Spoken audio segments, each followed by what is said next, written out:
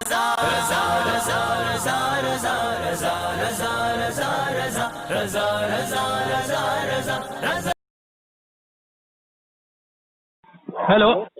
हाँ भाई, call cut गया था। हेलो। हाँ भैया। हाँ भैया, मैं यही कह रहा था कि देखिए, अभी फिलहाल अब मेरे को ये दोनों भेजिए, मैं देखता हूँ, तहकीक करता हूँ, फिर बताता हूँ। लेकिन फिलहाल के लिए मैंने आपको 11वीं का ये जो बताया, मैंने आपको नमाज गौसिया है, तो मैंने बता दिया कि ये मुस्तहब अमल है। अगर आप नहीं भी पढ़े तो कोई गुनहगार नहीं है। और लेकिन पढ़े आप तो सवाब के मुस्तहिक है। जाहिर सी बात है, अल्लाह की नमाज है। आप उसको सुबह पढ़े, शाम पढ़े, रात पढ़े, दिन पढ़े या कभी भी पढ़े, सवाब। इन्होंने मगरिब के बाद कैद लगाई है। माँ, मगरिब की नमाज के बाद कैद लगा दी है इन्होंने। अरे कैद नहीं लगाई मेरे भाई। सुनिए सुनिए हाँ वो हाँ सुनिए भेजे थे ना। सुनिए मेरी नहीं, सुनिए मेरी बात। आलिम मुकर्रिर जो होता है, तकरीर जो करता है, वो जाहिर सी बात है, अगर वो बोलेगा 11वीं की नमाज पढ़ो तो कोई पढ़ेगा, कोई नहीं पढ़ेगा। लेकिन अगर वो सबको बुलाएगा मगरिब के बाद कि मगरिब के बाद इतनी इतनी नमाजें पढ़ो, उसकी फर्ज ये है, तो जाहिर सी बात है कोई मस्जिदों में ज्यादा लोग जमा हो गए, ज्यादा लोग पढ़ेंगे। ये कैद नहीं है, मतलब ऐसा नहीं है कि मगरिब के बाद कबूल नहीं होगी, पढ़ सकते हैं। लेकिन मगरिब के बाद जो अफजल वक्त होता है ना, अफजल वक्त जिसमें दुआएं कबूल होती है, वो टाइम पे इबादत करना ज्यादा अफजल है। समझे भाई? समझे? तो इसकी तालीम दी जा रही है। इसकी तालीम नहीं कि मगरिब के बाद तुम पढ़ोगे तो कबूल नहीं होगी, मगरिब में ही कबूल होगी। ऐसा नहीं है। अफजल वक्त होता है, अफजल वक्त में दुआ भी करनी चाहिए। जैसे अफजल वक्त में मगरिब में देखो ना, नमाज कितनी जल्दी होती है। हाँ, इसलिए होती है, अफजल वक्त होता है। हाँ हम सारी नमाजें अफजल वक्त अव्वल वक्त। हाँ, यही होता है। इसीलिए तो नमाज भी अफजल वक्त होती है ना। मगरिब का कब होता है? मगरिब की नमाजान से 1 घंटे तक होता है। मतलब जैसे अंधेरा पूरा खत्म हो गया तो अफजल वक्त खत्म हो गया, फिर मकरू वक्त शुरू हो जाता है। इसीलिए अफजल वक्त पे पढ़ना चाहिए। हाँ सारी नमाजें हम अव्वल वक्त पे कोशिश करके पढ़ते हैं। ठीक है भाई, ठीक है। तो मेरा जवाब से आप मुतमईन हुए ना? हाँ बिल्कुल मुतमईन है। तो हक बात जो होगी उससे मुतमईन क्यों नहीं होंगे? जी भाई, जी भाई, बहुत जी भाई, जो कहिएगा वैसे देंगे। जी भाई, फतवा कहा जी। कि आप लगाते हैं। नबी सल्लल्लाहु अलैहि वसल्लम ने कहा, नमाज ईमान और कुफ्र के दरमियान नमाज का फर्क है। अभी देखिए कैसा आपने अच्छे से बात की, तो अभी संजीदा आदमी आप। अभी कोई वहाबी लोग होते हैं ना, वहाबी देवबंदी लोग होते हैं ना, फोन करते हैं, पहले प्यार से बात करते हैं, बहुत प्यार से, उसके बाद धीरे धीरे नहीं अपनी औकात पे उतरते। समझे भाई? इसलिए हम लोग को थोड़ा ना सख्ती रखनी पड़ती है, और कुछ नहीं। लेकिन आप काफी संजीदा आदमी, अच्छे आदमी है, तो मेरे को भी अच्छा लगा आपसे बात करके। मेरा नंबर सेव कर लो, और भी कुछ प्रॉब्लम होगी, कुछ पूछना होगा तो आप बेझिझक मेरे को कॉल करो, ठीक है? ठीक ठीक ठीक है। मैं ईशा के बाद बिजी रहता हूँ, मेरा खासकर यही टाइमिंग होता है। यही टाइमिंग में थोड़ा फ्री होता हूँ, तो आप कॉल कर सकते हो। और भी कुछ पूछने, अकीदा, इल्म गैब, वसीला, हयातुन नबी, हाजिर और नाजिर, जो पूछना है आप पूछ सकते हैं, ठीक है? ये नंबर आपको कहाँ से मिल गया हमारा? ये नंबर मेरे को किसी भाई ने दिया था, कहा था करके ये मौलाई फिरके के हैं और ये वो लोगों को परेशान करते हैं। अभी बहरहाल उनकी इन्फॉर्मेशन गलत है, वैसे तो आदमी मुझे अब लगे नहीं, ठीक है? जब हमने फोन किया, जहाँ से नंबर मिला है आपको, वो ऐसा हमसे कहते मौलाई फिरके। हम मौलाई फिरके आज पहली बार सुन रहे हैं। मौलाई फिरका कौन सा होता? हमारे यहाँ मौलाई फिरका, इधर फिरका कोई नहीं मौलाई फिरका। हाँ, ये अभी अभी उरूज पे आया है भाई, अभी अभी नया आया है। तो हमने उनसे कहा था, ना भैया हम मौलाई फिरके के हैं, ना देवबंदी है, ना वहाबी है, ना बरेलवी। इसलिए कि देवबंद की बुनियाद 1867 में पड़ी। ठीक है भाई, 1867 में पड़ी। जी बिल्कुल। ये बरेली की बुनियाद 1897 में पड़ी। ये किसने कहाँ चले गए थे उस समय? ये किसने बोल दिया आपको बरेली? बरेली कौन है? बरेली क्या है? ये फिरका है बरेली? बरेली जो फिरका, ये जो है मदरसा 1897 में नहीं बना। तो मदरसा ना मसलक नहीं। ये किसने बोला? ये किसने बोला? मैं सुनिए, मैं जो हमारे अकीदे ना, अल्हम्दुलिल्लाह, आप बोलो इजमाई उम्मत से साबित करूंगा। 1400 साल पहले के इम्मा लोग से साबित करूंगा मैं। बोलो, आप मानेंगे? हम लोग का सुनो, पहली मेरी बात सुनो। नहीं, मेरी बात सुनो। हमारा कोई बरेली फिरका नहीं है। बरेली जो नाम देके रखे ना लोगों ने, वो ऐसे ही देखे रखे हम लोग को जगह की निस्बत से चिढ़ाने के लिए। बरेली रजा, सुनिए मेरी बात तो सुनिए। हाँ हाँ सुनिए, अभी हम लोग कोई रजा खानी बरेलवी ये सब नहीं है, हम लोग अहले सुन्नत वल जमात है, समझे। लेकिन लोग अगर निस्बत से कहते हैं कि तुम यही कही है। हाँ तो मैं ये हम कहते हैं डंके की चोट पे भाई, हमारा मुकर्रिर लोग कहते हैं बिंदास, हम भी कहते हैं बिंदास। हमारा कॉल सुनो आप 420 जाके साजिद ने हुसैन बरकाती डालो, गूगल पे देखो, हमारी कितनी सारी वो आएगी, ऑडियो आएगी जिनपे मैंने गैर मुकल्लिदों का रद्द किया है। मैं बिंदा डंके की चोट पे बोलता हूँ, मैं अहले सुन्नत वल जमात हूँ। लेकिन हमारा मसलक जो इमाम अहमद रजा फाजिल बरेलवी रहमतुल्लाह ताला अलैह ने जो मसलक बचाया है ना, तो इसकी निस्बत से हम कहते हैं हम आला हजरत की मानने वाले, ठीक है। क्योंकि आजकल सब लोग अपने आप को अहले सुन्नत कहते हैं। सबको मानिए, हम कहते उनको मानिए, उनकी मानिए, दो चीज आचार रखिए, उनको भी मानिए, उनकी भी मानिए। हाँ तो हम ही तो यही बोल रहे हैं, हम ये बोल रहे हैं भाई, बाकी आप कुछ और पता नहीं बोल रहे। हम ये बोल रहे हैं, हम तो उनकी मानते और उनसे हमारे रसूल की मानते, क्योंकि हमको वो उनसे वो सबूत मिलता है। अभी देखो हमारे एक भी अकीदे पर आप उंगली रखो, हाजिर और नाजिर पे रखो और हयातुन नबी पे रखो, इल्म गैब पे रखो, मैं आपको 1400, 500, 700 पुराने मुहद्दिसों से दिखाऊंगा। फिर ये इजमाए उम्मत ही चला आ रहा है। ये लोगों ने नया फिरका बनाया। अभी आपके पास देखो, आपके पास इजमा रह गया, इजमा उम्मत कह रहे हैं, सब लोग इजमा उम्मत कह रहे हैं। कौन इजमा? सुनिए, उम्मत रह गया। अरे इजमाए उम्मत हमारे साथ है कि और किसी के साथ नहीं है। आप इशारत सुन्ना उठा के देखिए, इसमें इन लोग का नजीर हुसैन देलवी, क्यों क्या वहाबियों का मुल्ला नजीर हुसैन देलवी क्या बोलता है मालूम है क्या? उसने कोई अंग्रेजी हुकूमत थी, उसने ना क्या किया था, लेटर लिखा था कि हम ये वहाबी लफ्ज से परेशान हो गए हैं और अभी हमारा नाम अहले हदीस रख लो। उसने लेटर लिखा, इशरातु सुन्ना में मौजूद है, आप जाके देखो ये किताब है। अगर तो आपके पास नहीं है तो मैं आपको PDF भेज दूंगा, आप देख लेना।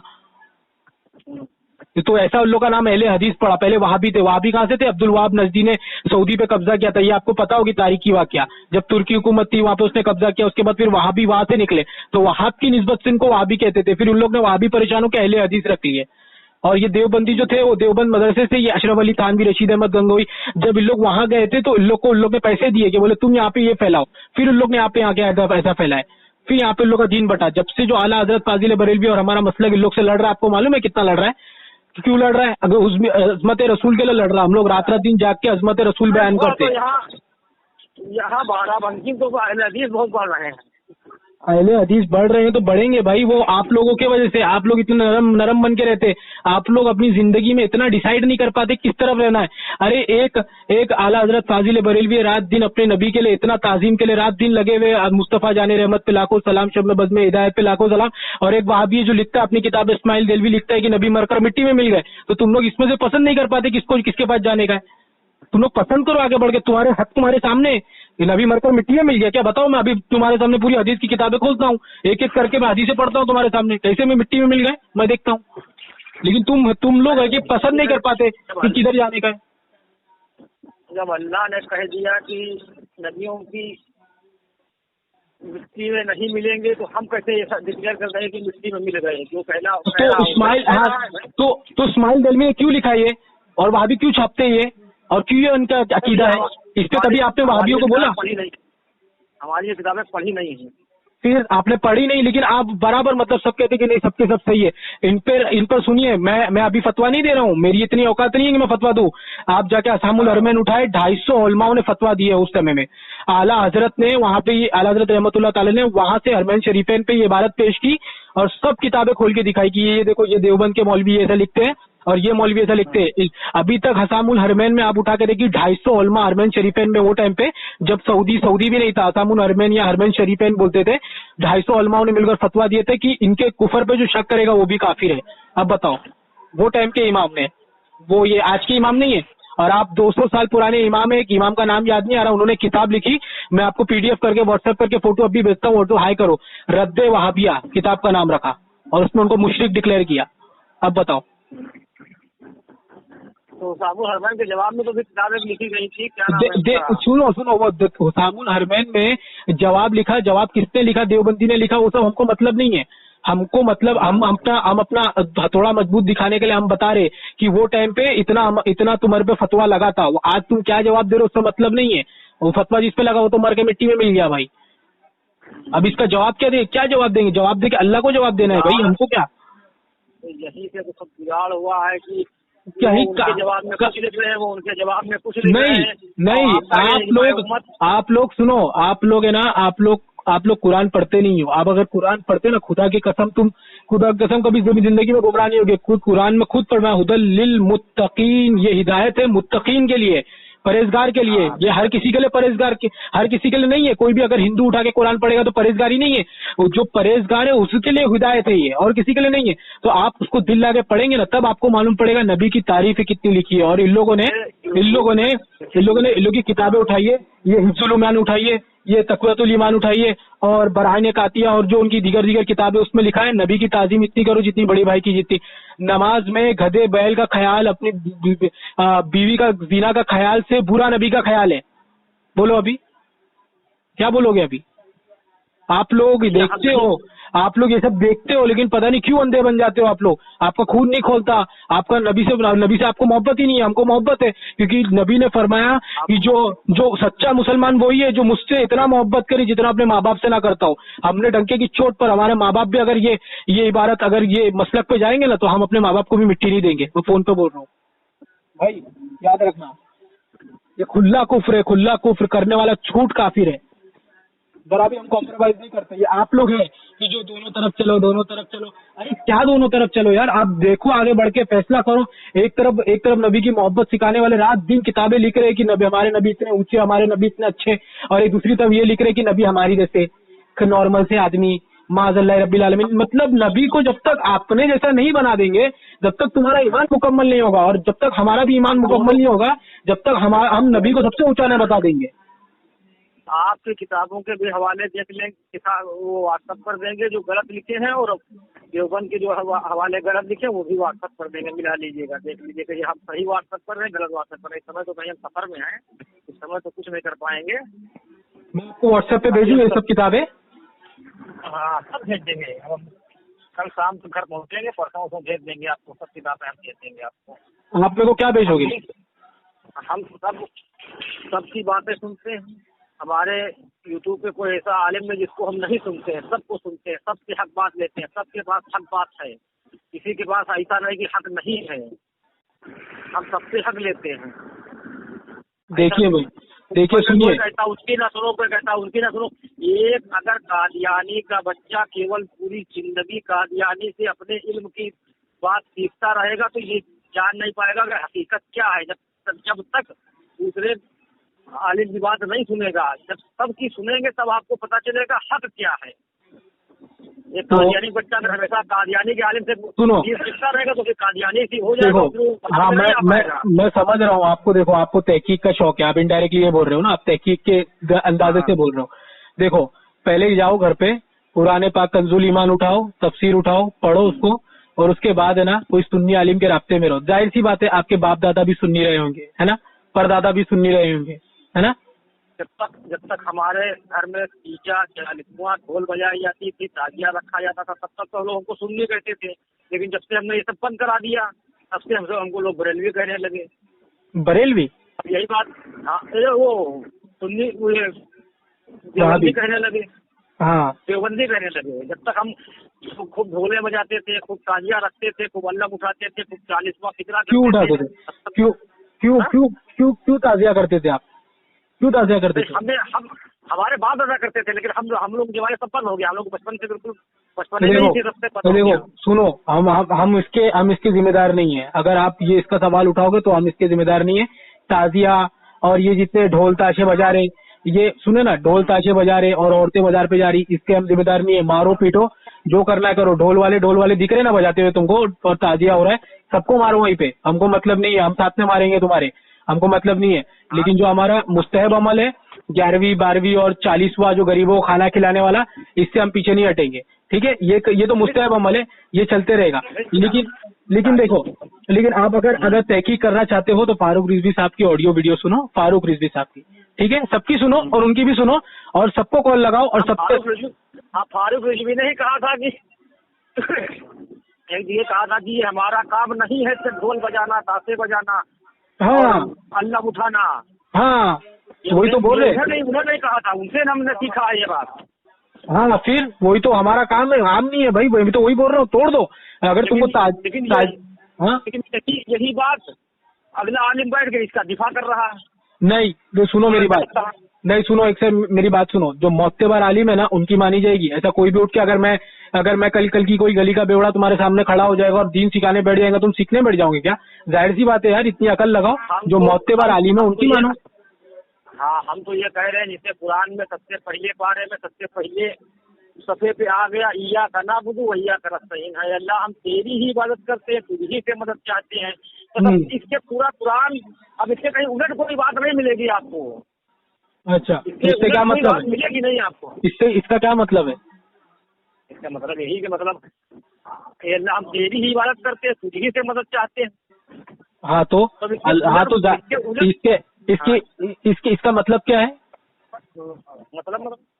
मतलब इसका जो देवबंदी जो उसका मतलब निकालते हैं इनडायरेक्टली, आप वो मतलब निकाल रहे हो कि जो औलिया अंबिया से मदद मांगते हो मुशरिक है। अब ये मतलब थोड़ी निकाल रहे हैं, हमने कहा कुरान में पहले सफ़े पे आ गया, इया का नाबुदु व इया का नस्तईन, अल्लाह हम तेरी ही इबादत करते हैं, तुझी से मदद मांगते हैं।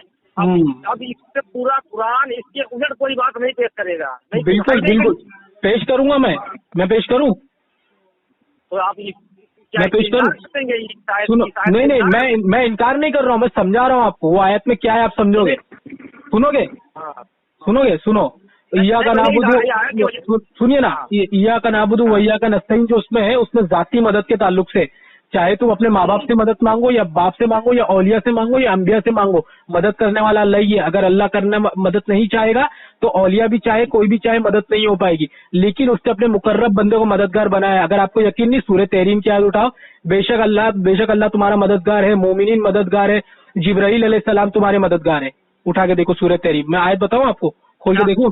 हाँ एक मिनट जैसे मान लीजिए पानी अल्लाह बरसाता है, लेकिन पानी फरिश्ते मुकर्रर, सुनिए मेरी बात सुन लीजिए पहले। पानी जैसे मान लीजिए अल्लाह बरसाता है, तो मुकर्रर तो फरिश्ते ही है कि फरिश्तों का काम है पानी बरसाना अल्लाह के हुक्म के मुताबिक। हाँ तो हम ये तो कहेंगे नहीं ये फरिश्तों पानी बरसाओ, नहीं, ये कौन सोच रहा है? अगर माज़अल्लाह अगर कोई ऐसा सोचे कि फरिश्ते पानी बरसा रहे हैं और वो भी जाती अपने ताल्लुक से, तो ये तो खुला कुफ्र हो जाएगा, क्योंकि अल्लाह जाती तौर पर अल्लाह ने पानी बरसाया है, लेकिन अल्लाह ने सब फरिश्तों को ड्यूटी सौंपी है कि नहीं सौंपी है? पानी बरसाने की और घास उगाने की, सबकी ड्यूटी तो वो अल्लाह की अता से करते हैं। मतलब अल्लाह ने वो ताकत पावरफुल दिया उनको कि तुम अपने टाइमिंग पे करो, ये टाइमिंग पे करो अपने हिसाब से, तो अल्लाह की अता से करते हैं, लेकिन कराने वाला अल्लाह ही है। कोई ऐसा सोचे कि नहीं अल्लाह के बगैर कर रहे तो खुला ईमान से खारिज हो जाएगा वो। तो जाती अताई का फर्क समझो। अब जैसे तुम बैठे हो, अब तुम देख रहे हो, तुम्हारे सामने तुम्हारे को दिख रहा है ना, तुम्हारी आंखों में रोशनी है ना। हाँ, अब कुरान में अल्लाह ताला फरमाता है, बेशक ये ना समझो कि अल्लाह गाफिल, अल्लाह तुमको देख रहा है, अल्लाह तुम्हारी शरीयत से ज्यादा करीब है। अब तुम कल की कोई ये कहेगा भाई ये कैसा, अल्लाह भी देख रहा है बंदा भी देख रहा है, ये तो काफिर हो जाएगा बंदा, या कोई अल्लाह पे ही फतवा लगा दे कि देखो ये तो कुरान गलत है तुम्हारा, तब क्या जवाब दोगे? जवाब यही है इसका, जवाब ये है कि ये जाती है और ये अताई है। हमारा देखना अल्लाह की अता से है, अल्लाह ने हमको अता किया, आंख में रोशनी दिया, और हमारी जो अता है ये खत्म होने वाली है, फानी है, कुछ दिन तक है, लेकिन अल्लाह का है जो है कभी खत्म नहीं होगा, और अल्लाह को किसी ने नहीं दिया। ये इसकी डेफिनेशन है। अब जो लोग देवबंदी और अहले हदीस जो लोग हैं, वो इय्या का नाबुदु व इय्या का नस्तईन उठाते और कहते करके देखो भाई पूरे मसलक 1400 साल से सब मुशरिक है। क्यों? क्योंकि सब औलिया अंबिया से मदद मांग रहे हैं। जबकि अल्लाह की कसम मैं भी मदद मांगता हूँ, या अली मदद बोलता हूँ, लेकिन मेरा ये अकीदा है कि अली जो मददगार है अल्लाह के रसूल के जरिए, और अल्लाह के रसूल अल्लाह के जरिए, है ना। अभी मेरे बाप से मैं मांगता हूँ, मेरे अब्बा मेरे को 100 रुपए दो, बराबर। अब तो मैं फुल मुशरिक हो गया भाई, मेरे बाप से मदद मांग लिया उनके बकौल। ये कैसा हिसाब है यार? ये मदद मांगना थोड़ी हुई। अब आपने बाप से 100 रुपए मांगने तो ये मदद थोड़ी हुई। बिल्कुल मदद हुई, आप बिल्कुल मदद हुई। मेरे को परेशानी थी, मेरे को मदद की जरूरत थी। गायब में किसी को नहीं पुकार सकते आप, गैब में किसी को नहीं पुकार सकते। कहाँ लिखा है जरा बताइए, कहाँ लिखा है? हाँ, बता दो दिया इय्या का नाबुदु व इय्या का नस्तईन ना। हाँ, तो इसमें कहाँ लिखा है गैब में मदद नहीं मांग सकते? तो इसमें कहाँ लिखा कि हम कैब में हमारे सिवा किसी दूसरे से मान सकते उसकी मैं दलील पेश कर दूं ना, पेश करूं? हाँ पेश करिए। ठीक है, रुक जाइए 2 मिनट, रुक जाइए 2 मिनट। अल अदबुल मुफरद है जी, अल अदबुल मुफरद इमाम बुखारी की लिखी हुई, पता है हदीस की किताब? हदीस की किताब है आपके पास है? आपको मालूम है अल अदबुल मुफरद इमाम बुखारी की लिखी हुई? जी, उसमें एक बाब बांधा है इमाम बुखारी ने, क्या करे वो शख्स जिसका पैर सुन हो जाए। फिर उसके बाद आगे लिखा है कि एक साहबी रसूल रजी अल्लाह ताला अन्हु का पैर सुन हो गया, तो उन्होंने दूसरे साहबी रसूल बैठे थे, तो उन्होंने कहा करके उसको मदद के लिए पुकारिए जिसको आप सबसे ज्यादा चाहते हैं। तो उन्होंने रोता है रसूल की तरफ मुख करके चिल्लाया, या मोहम्मद या रसूल अल्लाह, मदद के लिए पुकारा और उसका पैर ऐसा ठीक हो गया कि जैसा कभी जख्मी नहीं हुआ था, पहला। और दूसरा लो इमाम वागदी का, ठीक है, 1 मिनट रुक जाओ, अब ये सब दलील मैं तुम्हारे को देता हूँ, ठीक है? अगर आपको समझे तो अल्लाह मेहरबान, वरना फिर इसका भाई कोई कुछ नहीं कर सकता। इमाम बागदी ताबई अपने जमाने के, ठीक है, वो अपनी किताब में लिखते हैं, तारीख की किताब में लिखते हैं कि ये क्या कौन से साहबी है, गालिबन बहुत अच्छे साहबी है जो अल्लाह की तलवारों में से तलवार है, क्या नाम है उनका, खालिद बिन वलीद रजी अल्लाह तआला अन्हु, ठीक है। इनका काफिला एक बार कहीं अटक गया था, तो उन्होंने मतलब ईसाइयों ने उनको घेर लिया, कोई गैर मुशरिकीन ने उनको घेर लिया और हमला करने के लिए किया। तो जब उन्होंने रोजा रसूल की तरफ मुख किया और पुकारा, या रसूल अल्लाह मदद कीजिए, अपनी उम्मत की खबर लीजिए, या मोहम्मद हमारी मदद कीजिए, हमारी उम्मत की मदद खबर लीजिए, तो इससे उनकी मदद हुई, इसमें बच गए। इमाम बागदी ने लिखा और इब्ने कसीर ने इसको सही कहा है, और इमाम बागदी ने भी इसको सही कहा है ये वाक्य को, ठीक है। तीसरी दलील जो मैंने कुरान की आयत तुमको पेश की, ठीक है। फिर चौथी दलील, वलो अन्नहुम इज़्ज़लमू अनफुसहुम जाऊक, ईमान वालों, जब भी तुम कोई अपनी जानों पर, नफ्सों पर जुल्म कर बैठो, अल्लाह के रसूल की बारगाह में आके तौबा करो। तो अगर अल्लाह के रसूल तुम्हारी सिफारिश करे तो तुम अल्लाह को बड़ा तौबा करने वाला, तौबा कबूल करने वाला रहमान पाओगे। तो तौबा जब कबूल कर रहे हैं अल्लाह के नबी जब तौबा कबूल करे तो ये मदद नहीं तो और क्या है। ये 5 दलील मैंने तुमको दिया, और इसके अलावा मुझे सही हदीसें भी पेश करना है तो वो भी मैं पेश कर दूंगा। कितनी दलील तो तुम असल में भाई मेरे सुनो मेरी बात, जाती और अताई के ताल्लुक से ना बहुत अच्छी तरीके से समझ लो। अभी एक गैर मुकल्लिद आता है, मेरे को क्या बोलता है मालूम है?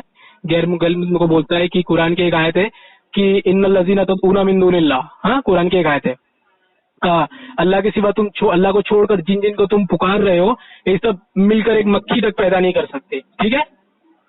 सुनो मेरी बात, मक्खी नहीं पैदा कर सकते ये सब, तो जब एक उनके खाने में से कोई मक्खी खाना ले जाए तो ये सब उससे मक्खी से खाना भी नहीं छीन सकते। पुकारने वाला भी कमजोर और जिनको पुकारा जा रहा है वो भी कमजोर। देखो तुम जिन औलिया अंबिया को पुकार रहे हो तो कुछ कर नहीं सकते, मेरे को बोलता है। अब मैं इसका क्या जवाब दिया मालूम है? इन्नल लज़ीना तदऊना मिन दूनिल्लाह, ये मिन दूनिल्लाह क्या होता है मालूम है? समझे? हेलो, ये मिन दूनिल्लाह और मिन दूनिल्लाह जो होता है ये होता है अल्लाह के सिवा गैर मामूद का ताल्लुक से, समझे? अब इसकी आप तफसीर देखोगे ना, जो तफसीर बोलोगे वो तफसीर दिखाऊंगा। तफसीर मदारिक, तफसीर जलालैन, तफसीर दूर मंसूर, तो जो तफसीर नज़लुल फिस सनम, ये आयत भूतों के ताल्लुक से नाज़िल हुई है, ठीक है। तो ये आयत किस पे थी? भूतों पे थी। फिट किस पे किया गया? औलिया अंबिया पे। चलो ठीक है, अभी आप बोलेंगे तुम इस पे मुशरिक का कैसे फतवा लगा सकते हो, गुमराह कैसे लगा सकते हो? अभी बुखारी शरीफ उठाइए, मैं अभी जिल्द आपको भेज दूंगा, गालिबन जिल्द 3 या 4 है, उसमें एक रिवायत इमाम बुखारी नकल करते हैं कि खारजियों के कत्ल का बयान, खारजी मुनाफिक सबसे बदतरीन फिरके हैं। क्यों? एक रीजन बयान करते, क्यों? क्योंकि वो जो आयतें भूतों पे आई वो औलिया अंबिया पे चस्पा थे। और उसके बाद एक नीचे उन्होंने एक दलील पेश की हजरत उमर रजी अल्लाह ताला अन्हु वाली, कि एक वक्त आएगा, एक दौर आएगा जिसमें एक ऐसे लोग आएंगे जो बुतों की आयतों को औलिया अंबिया पे चस्पाएंगे, और वो सबसे बदतर मखलूक है, ठीक है। बुखारी शरीफ पढ़ दूं? अगर आप बोलेंगे तो पढ़ भी दूंगा, वो पूरी सनद मतन भी पढ़ दूंगा। इस समय पढ़िए नहीं, हम उसमें कुछ देख तो पाएंगे नहीं, अब घर तो होते कुछ कर सकते हैं, लेकिन अब समय कहीं बाहर है, सारे सफर में है। लेकिन आप लेकिन सुनिए हमारी बात, आप जो कह रहे हैं ये कुतों पे आयत नाजिल हुई है, ठीक है, हम ये माना ही कह रहे हैं, बुतों पे नहीं राजी हुई, लेकिन कुरान एक ऐसी चीज है जिससे फिट उसे गिफ्ट। क्या? कुरान एक ऐसी किताब है सारी दुनिया की हिदायत के लिए है, जिससे फिट होगी उसे वो गिफ्ट में रहेगी। जिससे कि अब ऐसा नहीं कि बुतों के बारे में आएगी तो आई है तो हमारे ऊपर ये नहीं फिट होगी, हमारे ऊपर नहीं फिट हो जाएगी अगर हमको काम करेंगे। नहीं, किसने बोला? किसने बोला? साहब साबित कीजिए आप। और ये किसने बोल दिया कि सबके लिए हिदायत है? किसने बोला? मैंने अभी तो बताया ना, हुदल लिल मुत्तकीन, इसमें खास किया गया मुत्तकी, जो मुत्तकी परहेजगार है, ठीक है। और कुरान की ऐसी दूसरी आयत भी है जिसमें लिखा हुआ है कि वो कुरान को पढ़ेंगे और कुरान को उनको समझ में नहीं आई, तो हदीस है कि कुरान पढ़ेंगे अलग से कुरान नीचे नहीं उतरेगा। और फिर और एक कुरान की आयत है जिसमें लिखा हुआ है वो कि बहुत से लोगों को इसमें कुफर की मस्ती सूझेगी, मतलब ये लोग पढ़ेंगे और कुफर, नए नए कुफर निकालेंगे कुरान से। सोचो, तो कुरान से तो खारजी फिरका जो था वो क्या था? इमाम बुखारी के नजदीक तो ये नॉन मुस्लिम था, मुस्लिम ईमान से खारिज था।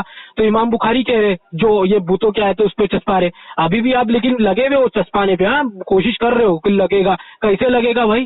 कैसे लग जाएगा? हमने जब औलिया अंबिया को उस काबिल ही से नहीं समझा कि जाती तौर पर दे सकते। मैं बोल रहा हूँ औलिया अंबिया इसका जाती काबिल नहीं है कि अल्लाह की अता के बगैर दे, वो अल्लाह की अता से ही देते और अल्लाह ने वो अता किया है तब वो देते, समझे?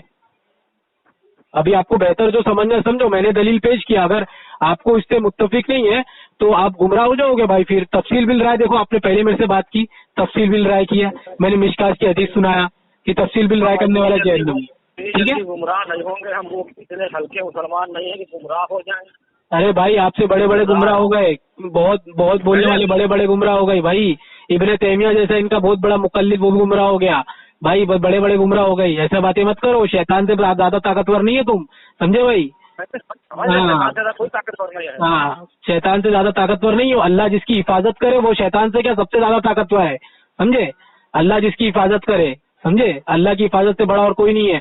तो अल्लाह से डरो और ये सब बातें छोड़ दो भाई। जैसे तुम अभी बोल रहे थे कि नहीं वो काम करोगे तो फिट होगा, ऐसे कैसे फिट हो जाएगा? जब हदीस है, उमर रजी अल्लाह ताला अन्हु खुद फरमा रहे कि एक ऐसे लोग आएंगे जो ईमान से खारिज होंगे और वो ऐसी सी आयतें को ऐसे से फिट करेंगे। और इमाम आपने बताए हैं, हाँ आयत बताई है आपने, हाँ, हमें वीडियो भेजेंगे आपको।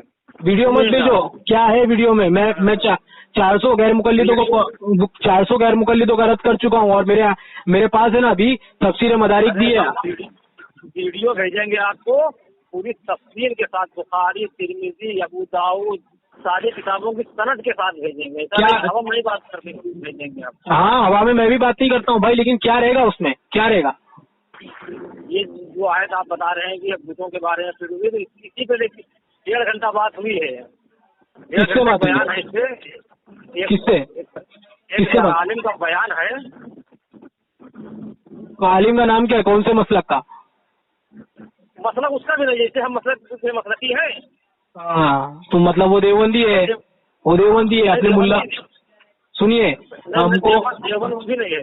हाँ नहीं, देखिए मेरी बात सुनिए, मेरे को जब जो तफसीर बोलेंगे वो तफसीर खोल के आपको स्कैन अभी भेज दूंगा मैं। तफसीर मदारिक उठाओ, तफसीर जलालेन उठाओ, बैजावी, खाजिन, यहाँ तक तफसीर इब्ने कसीर उठा लो, ये वहाबियों की है, ठीक है। और तफसीर मोहम्मद जुनागढ़ी की उठा लो, और उसके बाद ये जितनी तफसीर है ना, जितनी जखीरा है तफसीर पाई जाती है ना, उठाओ और सबकी तफसीर आप खुद पढ़ लो, तहकीक आप खुद कर लो। ये जो आयतें हैं भूतों के ताल्लुक से है, और बुखारी शरीफ की जो वो तीसरी जिल्द है वो भी पढ़ लेना, उसके हिसाब से खुद ही ये खारिजी भी साबित हो जाएंगे और इस्लाम से खारिज भी साबित हो जाएंगे। और बात रही शिर्क की, मेरे भाई सुन लो, अभी बहुत अच्छे से सुन लो। शिर्क की मैं आधे वहाबियों को चैलेंज कर चुका हूँ और आधे आप कर देना और मेरे नाम से कर देना कि शिर्क की कितनी किस्में हैं। आयत पढ़ना होगा और किस्में बतानी होगी, और किसने वो कौन से इमाम ने किस्में लिखी, मोत्तेबर इमाम ने, वो बताए, इनकी पोल खुल जाएगी, समझे? तुमको हदीस भी नहीं मालूम है, हदीस में हुजूर पाक सल्लल्लाहु अलैहि वसल्लम ने फरमाया कि मेरी उम्मत कभी शिर्क में मुब्तला नहीं होगी। बुखारी की हदीस है, तोड़ो, करो जोड़, बताओ कहाँ है? बता दीजिए। 1 मिनट होल्ड पे रहो, होल्ड पे रहो।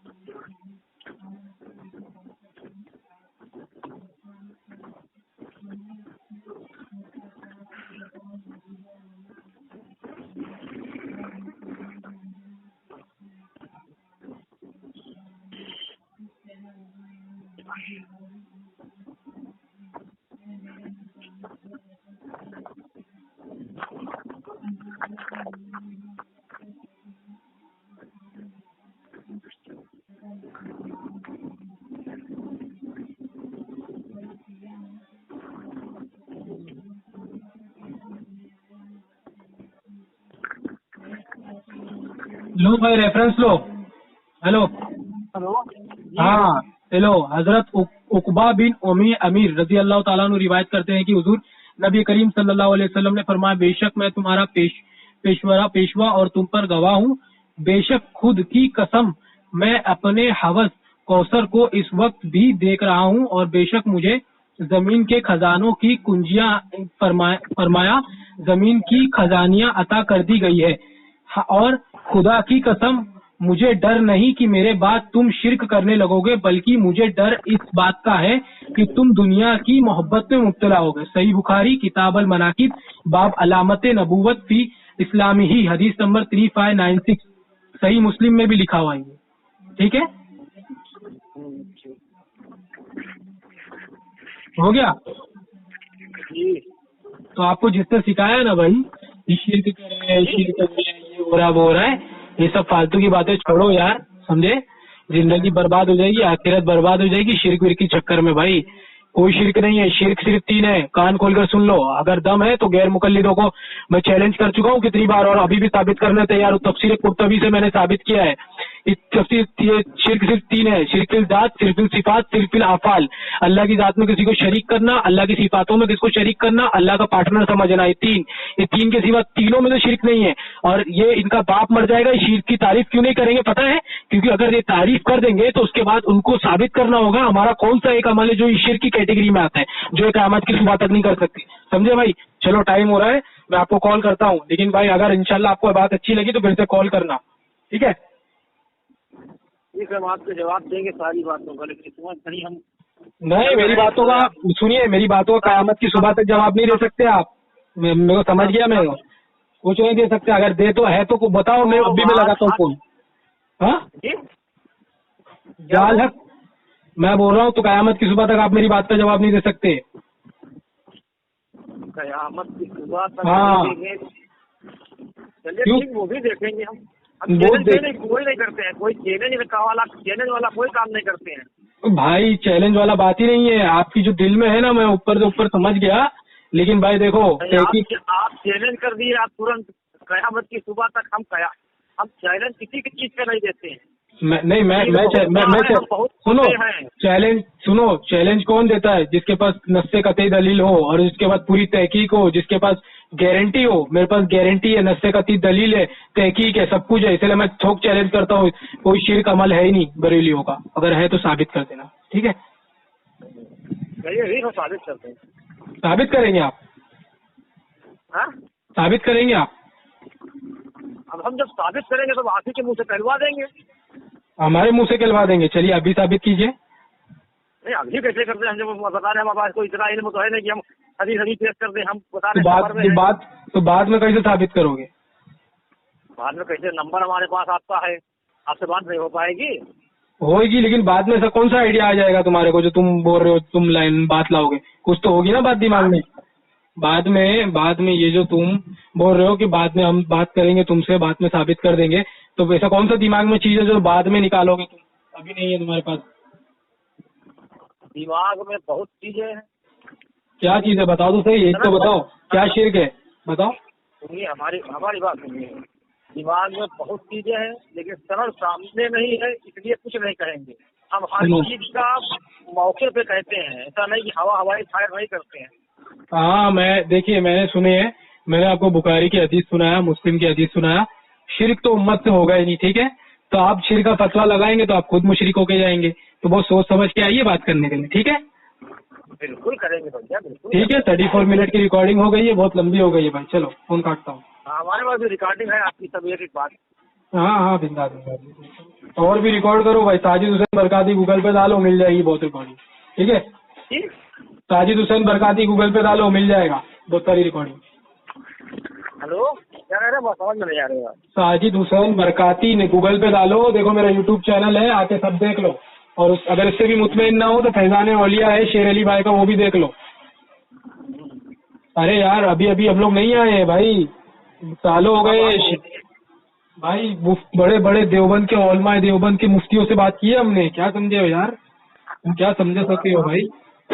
पहले हदीसों को हम कह रहे हैं कि आप बात नहीं किए हैं। नहीं वो नहीं मैं बोल रहा हूँ।